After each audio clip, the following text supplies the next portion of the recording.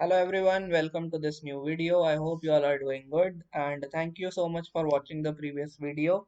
In this video, we are going to talk about the subject knowledge strategy, that means geography, history, economics and political science में आपको क्या-क्या chapters पढ़ के जाने हैं और क्या-क्या chapters skip करने हैं, right?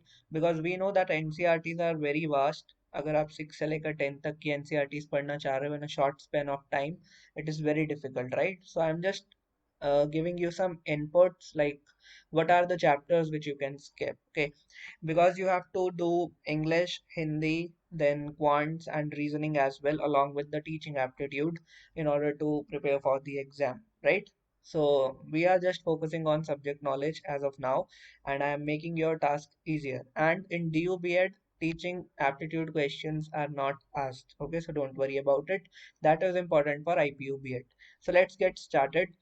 And first of all, let's see why it is important to read NCERTs, because a lot of people are still following shortcuts and they are simply reading some Lucent GK book or any other GK book which they are finding or whichever is being recommended. So don't do that. Please read NCERTs. Refer to the question which is there on your screen. It says that imagine you were a non-Jewish German woman in the first half of 20th century. Which of the following statements could have been reality in your life? So there are three statements. You were taught to be steel-hearted and aggressive. Second is at the age of 14 you joined the Nazi youth organization. This Nazi youth organization was called as Jungwerk. Then you were awarded a silver cross for producing six racially desirable children, right? So now if I know that the second statement is true, suppose, okay, and through options I can figure out कि जहां जहां पर second है वो answer इसका हो सकता है. But what if I don't know about first statement and the third statement? Then I'll get confused. Okay, so that is why it is very important to read NCERT so that your knowledge is vast, and whatever statements are being written on your screen or in the question paper, you should be able to figure out that what exactly the right statement is. Okay, that is why reading NCERT is important, and this question is from DUBED itself. You can see the question ID also, right?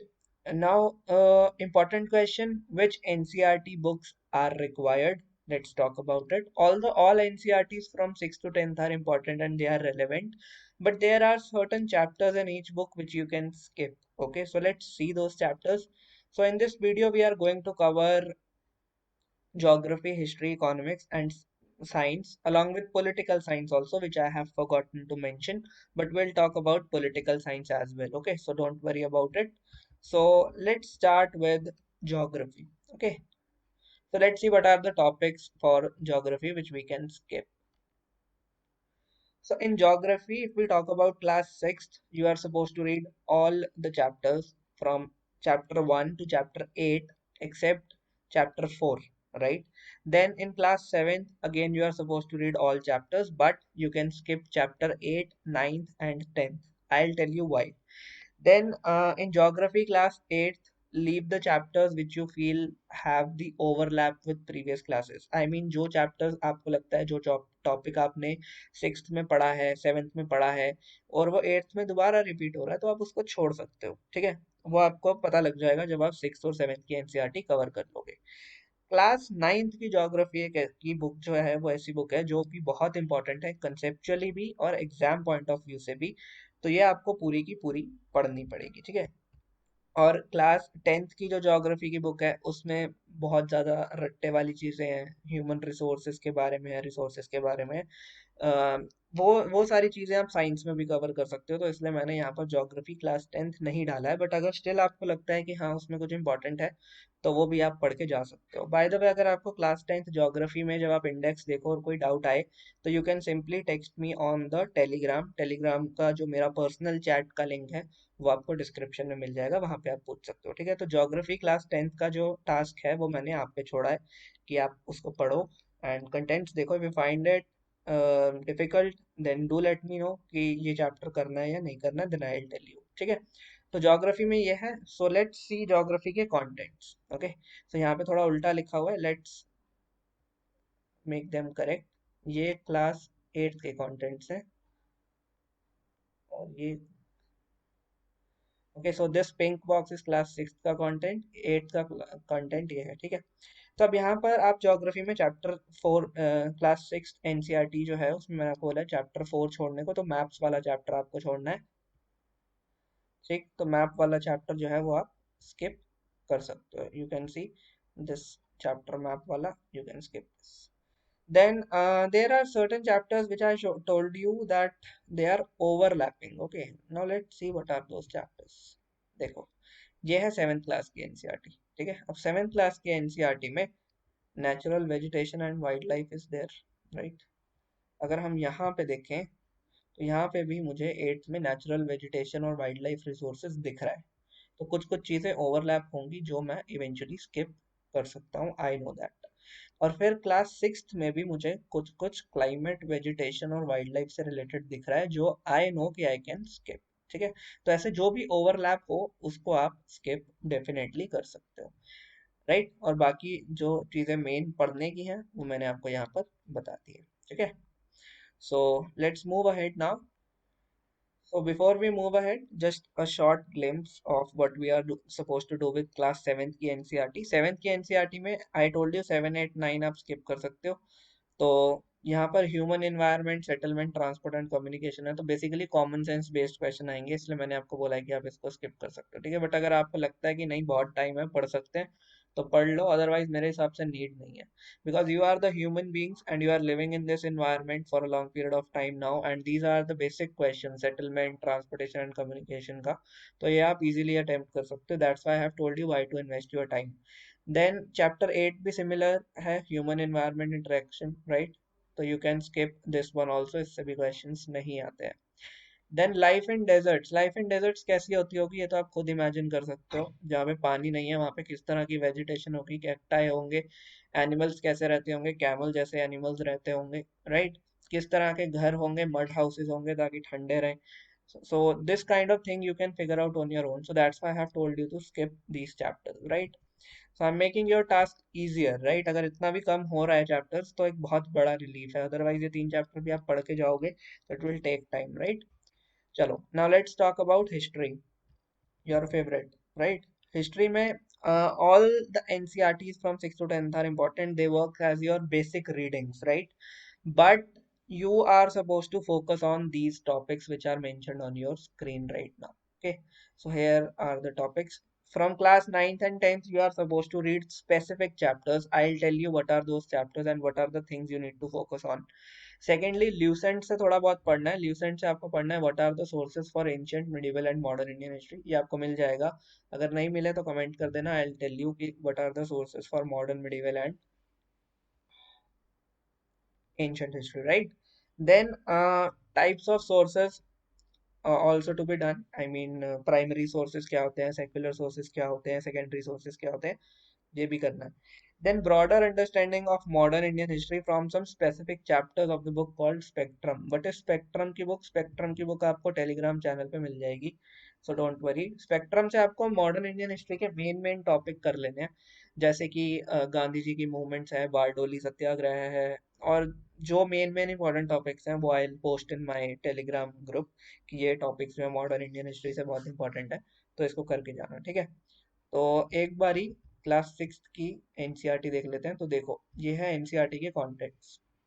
अब chapter का नाम पढ़ के you can not figure out कि कौन सा chapter किससे related है। जैसे यहाँ पर तो आप फिगर आउट कर सकते हो कि दिस इज अशोका, राइट।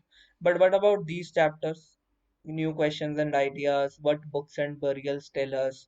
तो ये जो एनसीईआरटी है यहाँ पर स्पेसिफिकली पीरियड वाइज मेंशन नहीं है, आई मीन जैसे इंडस वैली, फिर the Vedic period, then followed by Maurya, then Gupta, etc. ऐसे mention नहीं है. They have given different names. Okay. So what I'll do is I'll give you notes of these chapters. Okay.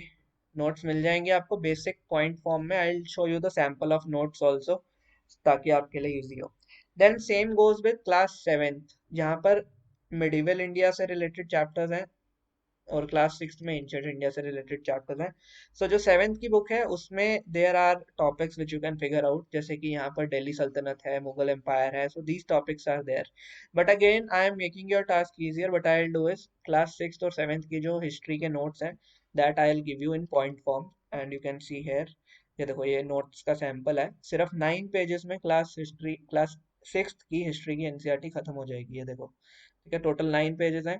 ये आपको मिलेगा कैसे, ये वाले नोट्स आपको कैसे मिलेंगे? कुछ नहीं करना आपको, आपको सिर्फ मेरे टेलीग्राम चैनल पे जाना है और वहाँ पर मुझे मैसेज करना है that you have subscribe to my channel, और otherwise what you can do is you can simply comment below that I have subscribed to the channel. This is my email ID. Okay, so what I'll do is I'll mail these notes to your email ID. Okay, so this is the small contribution only which I am asking for as of now. So I hope you people will help me out, and in return I'll help you out with the notes of these classes. Okay, I'll give you class 7th and 6th के history के NCERT notes. So I hope you will contribute to my channel also. So now let's talk about 9th or 10th का NCERT. So 9th में what chapters are important? Please have a look. In 9th, French Revolution is important. Russian Revolution is important. Question have been asked. Hitler वाला chapter is important, forest and colonialism भी important है, इससे question पूछे जा चुके हैं। तो first 4 chapters class 9th के आपको करने ही करने हैं, very very important. Then chapter 5th and 6th, इसमें क्या इंपॉर्टेंट है, इसमें आपको याद करने हैं कम्युनिटीज के नाम। इसमें कुछ कुछ कम्युनिटीज के नाम दिए होंगे, जैसे गुज्जर्स एंड बकरवाल्स होंगे कम्युनिटीज की, वो कहाँ रहती हैं और वो किस तरह के एनिमल्स जो हैं उनको डोमेस्टिकेट करती हैं। तो ये फैक्चुअल क्वेश्चन बनेगा इससे। तो चैप्टर 5th और 6th में आपको क्या पढ़ना है, एक तो कम्युनिटीज के नाम पढ़ने, what are the communities, where do they live and what kind of animals do they possess. ठीक, ये 3 चीजें।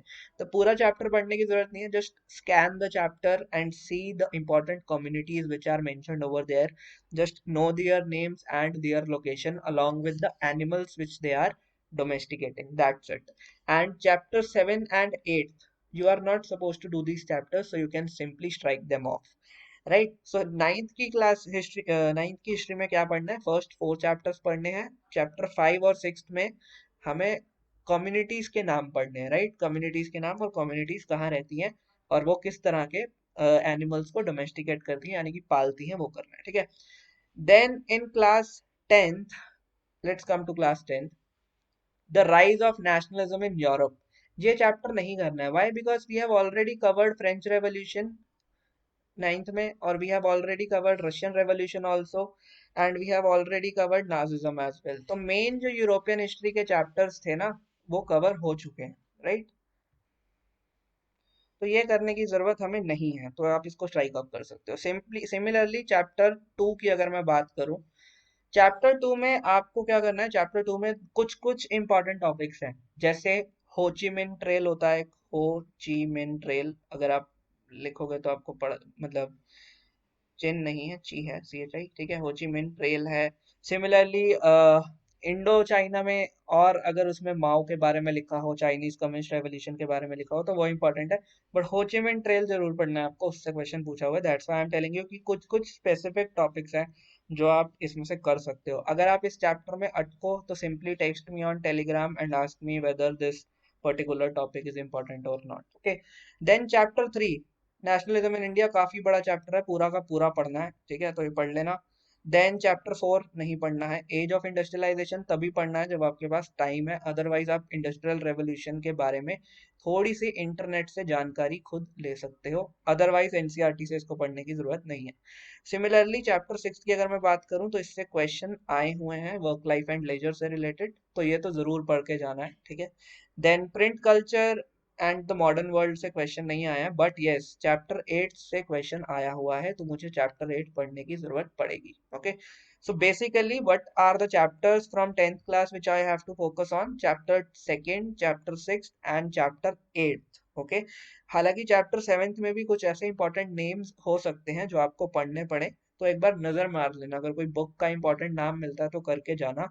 Otherwise novels, society and history वाले चैप्टर में बहुत सारी बुक्स के नाम हैं, ओके, तो वो बुक्स जो हैं वो आपको जरूर उनको याद करना है, आई मीन उनके नाम जरूर पता होने चाहिए। तो 3 चैप्टर्स हो गए, nationalism in India, work life and leisure and novels, society and history. और इंडो चाइना से सिर्फ इंपॉर्टेंट टॉपिक्स जैसा कि मैंने बताया, हो ची मिन trail types, okay. And industrial revolution की जो बेसिक जानकारी है वो आप इंटरनेट से कहीं से भी ले सकते हो, एनसीईआरटी से पढ़ने की जरूरत नहीं है, बट अगर टाइम है तो कर सकते हो, right. Now let's talk about political science. So political science में क्लास 6 और 7th की एनसीईआरटी रिक्वायर्ड नहीं है, वहां से क्वेश्चन बनता ही नहीं है उससे, तो पढ़ना क्यों है, वाई टू वेस्ट टाइम, तो नहीं करना। देन क्लास 8th की एनसीईआरटी से सिर्फ एक चैप्टर करना है, that is why do we need parliament, क्योंकि ये बेसिक जानकारी देता है आपको। अगर आप इसको नहीं भी करोगे और सीधा आप ल्यूसेंट से कर रहे हो तो भी ठीक है, ल्यूसेंट से कर लोगे that is okay. But 8th की एनसीईआरटी अगर आप पढ़ लोगे तो आपके माइंड में एक बोल सकते हैं कि एक बेस बन जाएगा, okay, that is important. Then class 9th की अगर मैं बात करूं तो क्लास 9th में chapter second, third and fourth is important, constitutional design वाला chapter I think, then electoral politics और working of institutions. Electoral politics और working of institutions are the most important, however you can read constitutional design वाला chapter और second chapter of the new book, ठीक है, new book of NCERT I am saying. Then 10th में federalism is important, gender, religion and caste is important, popular movements बहुत important है, पता होनी चाहिए। Then outcome of democracy and challenges to democracy. हालांकि ये दो chapters common sense based chapters हैं, बट स्टिल आप एक बार नजर मार लेना। हाँ, but federalism and popular movements are the two most important chapters from this particular book, ठीक। बाकी all the chapters which are mentioned they are also important, so read them. Then constitution related जितनी भी things हैं, जैसे article 1 से 5 में क्या है, फिर 5 से लेकर के 11 में क्या है, फिर 12 से लेकर के 35 में क्या है, दैट इज फ्रॉम ल्यूसेंट जी के, ठीक है। ये पढ़ लोगे तो आपका काम हो जाएगा पॉलिटिकल साइंस में। Then let's talk about economics. Economics में नो एनसीईआरटी इज नीडेड, ठीक, बिकॉज मेन इकोनॉमिक्स शुरू होती है 11th और 12th से, जो कि हमारे सिलेबस में नहीं आनी, तो नो एनसीईआरटी। और जो 9th और 10th की एनसीईआरटी है that is irrelevant, right. So for economics, what I'll do is I'll post a PDF in the Telegram group. Only more important terms are to be covered for the exam. जैसे कि important terms हो गई, suppose what is demand, right? Then what is inflation? So these kind of terms, what are masala bonds, right? What are bonds? What are debentures? What are shares? So these kind of terms, particularly term can be asked. Okay. So that term wala PDF I will post on Telegram channel. You can join the Telegram channel or the group from the description. Okay. Description में link मिल जाएगा, वो channel join कर लो, वहां पर I will post the PDF, ठीक है। So that is there, और वही इंपॉर्टेंट टर्म्स करके जाना, उसके अलावा कुछ करने की जरूरत नहीं है इकोनॉमिक्स में, ट्रस्ट में, वहीं से ही क्वेश्चंस आएंगे। देन साइंस की अगर हम बात करें तो साइंस में थोड़ा कॉम्प्रिहेंसिव स्ट्रैटेजी है। तो साइंस में you can leave the overlapping topic, सबसे पहले तो दिमाग खुला रखना है थोड़ा, ताकि जितने भी टॉपिक्स आपको लग रहा है कि आपने पहले पढ़े हुए हैं आप उन्हें छोड़ सको, ठीक है। तो क्लास 6 में सारे चैप्टर्स पढ़ने हैं, 7th में भी और 8th में भी सारे पढ़ने हैं, बट अगर कुछ कुछ ओवरलैप होंगे तो वो आपको खुद छोड़ने हैं, प्लीज रिमेम्बर दिस। ऐसा मत करना कि जो चीज पहले पढ़ के आए हो वही बाद में भी पढ़ रहे हो, डोंट डू दैट। अब आते हैं 9th की एनसीईआरटी पे। 9th की एनसीईआरटी में कौन से चैप्टर्स आप छोड़ सकते हो। 9th की एनसीईआरटी में आप 7, 8, 9, 10, 11, 12 ये सारे चैप्टर छोड़ सकते हो, कोई जरूरत नहीं है इनको करने की, इनसे क्वेश्चन नहीं आएंगे, राइट। और अगर आपको लगता है कि क्वेश्चन आएंगे तो आप एक बार करके देख लो अगर आपके पास टाइम है तो, अदरवाइज ये चैप्टर्स बहुत मीनिंगलेस चैप्टर्स हैं from our exam point of view, right, not from the CBSE point of view. CBSE ने तो कुछ सोच समझ के ही डाले होंगे, but for us these chapters are irrelevant because most of them are practical based chapters, right. And practical based question तो एग्जाम में आने ही नहीं है, एग्जाम में प्रैक्टिकल वो अगर पूछेगा तो वो क्वांट सेक्शन में पूछेगा, राइट। साइंस में they will ask you applied question, not practical, okay.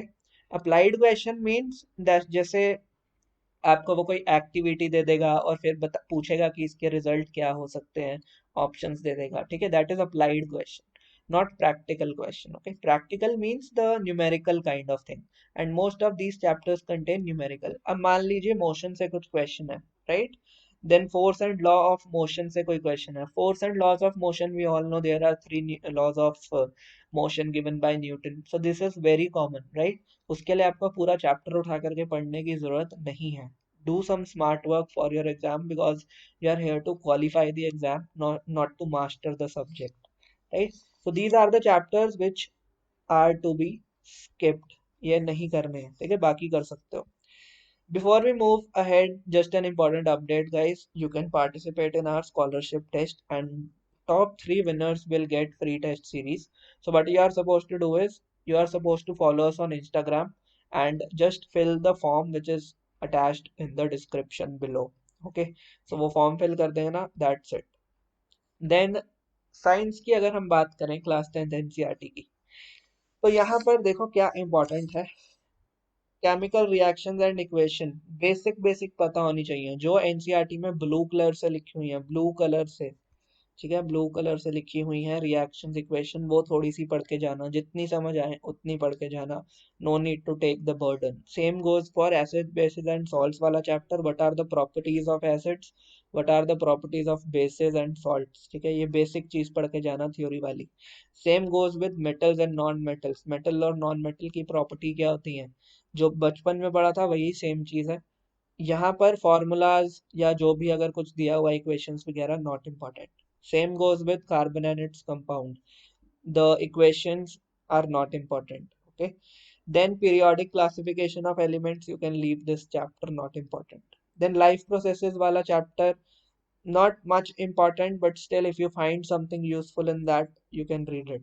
Control and coordination में ब्रेन क्या कैसे काम करता है ये पता होना चाहिए. व्हाट आर इट्स पार्ट्स, ये पता होना चाहिए, ठीक है. लाइफ प्रोसेसेस में रेस्पिरेशन वाला है शायद, वो पढ़ सकते हो. और कहीं पे न्यूट्रिशन वाला भी है, I am not able to recall. But अगर ये लाइफ प्रोसेसेस में दिया हुआ है ऑटोट्रॉफिक न्यूट्रिशन, हेटरोट्रॉफिक न्यूट्रिशन, तो वो जरूर पढ़ लेना, ठीक है. I am not sure, but if you will open NCERT you will get to know, ठीक है, तो वो सारी चीजें पढ़ लेना. देन कंट्रोल एंड कोऑर्डिनेशन में बता दिया, ब्रेन का फंक्शन इज इम्पोर्टेंट, वो कर लोगे. How do organism reproduce, your favourite chapter, you need to do it, okay, पूरा पढ़ना है. Similarly light refraction, this is not important, ठीक है, लाइट वाला is not important, but yes this is important. Human eye वाला is important. इसमें क्या important है, मायोपिया क्या होता है, प्रेस बायोपिया क्या होता है, हाइपरमेट्रोपिया क्या होता है, ठीक है, ये तीन चीजें. और इनको करेक्ट कैसे किया जाता है, इस पे अप्लाइड क्वेश्चंस पूछे जाएंगे, ठीक है. तो ये चैप्टर 11th जो है वो जरूर पढ़ लेना. Then moving ahead with electricity. Electricity important है, थोड़ा बहुत पढ़ सकते हो, अप्लाइड क्वेश्चन पूछेगा. Magnetic effects of electric current, इससे भी क्वेश्चन आया है बट पूरा चैप्टर इंपॉर्टेंट नहीं है, ठीक है. तो ये चैप्टर पूरा आपको नहीं पढ़ना है, जस्ट इंपॉर्टेंट चीजें या एक्टिविटी वाला पार्ट जो है ना सिर्फ वो कर सकते हो. इन दोनों में एक्टिविटी वाला पार्ट कर लेना. एक्टिविटी वाला पार्ट मतलब जो एनसीईआरटी खोलोगे तो उसमें ब्लू बॉक्सेस आर देयर, ठीक है, ब्लू बॉक्सेस हैं ऐसे करके, उसमें एक्टिविटीज दी हुई हैं. तो एक्टिविटी होती है और साथ में रिजल्ट भी लिखा होता है, तो बस वो पढ़ लेना, ठीक है, दैट इज इंपॉर्टेंट. और sources of energy, environment and sustainable management, these are also important chapters because nowadays environment is a major concern. But यहाँ से बहुत सारे कॉमन सेंस बेस्ड क्वेश्चन भी बनते हैं, तो you will automatically do it, right. तो I hope I have made things clearer to you, and if you find this video useful, kindly subscribe to the channel, and you can also join our telegram channel. The links are in the description. Thank you so much for watching the video, guys.